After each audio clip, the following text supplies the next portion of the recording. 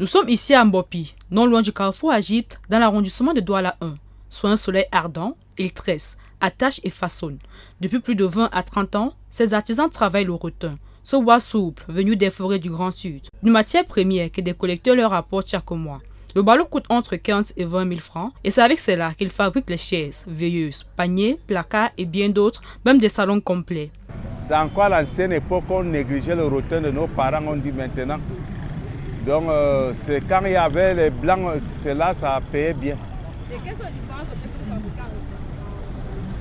Il y a des, ça c'est comme ça, c'est la veilleuse. Vous voyez, ça c'est celle-ci, elle est finie. Ça c'est la veilleuse, on met l'ampoule. On fait aussi les chaises en rotin qui sont derrière vous là. Oui. Il y a aussi les nappes.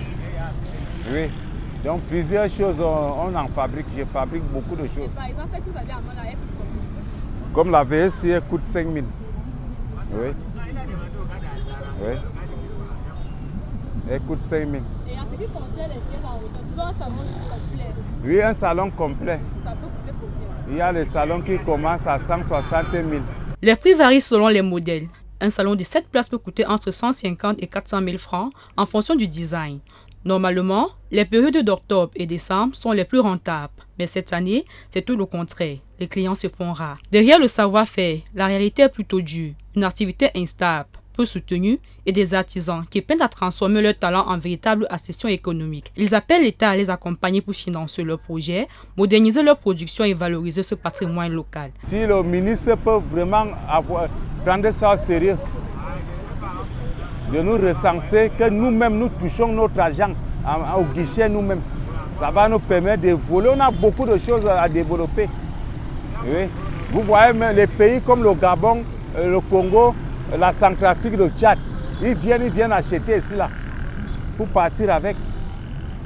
Au milieu des ateliers, un client venu acheter pour les fêtes rappelle l'importance de consommer local.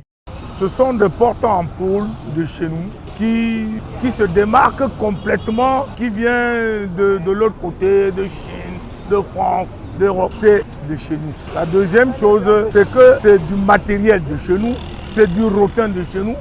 Et c'est la preuve qu'on peut faire de très belles choses avec notre rotin. Ça donne du travail. Ça fait travailler. N'importe qui peut travailler et gagner, vivre du produit de son travail. Ouvert du lundi au dimanche, ces artisans continuent malgré tout d'espérer des jours meilleurs, convaincus que le rotin peut être un levier économique fort s'il est enfin reconnu et soutenu. Leur message est clair. Valoriser le rotin, c'est protéger un métier, des familles et un héritage camerounais en danger.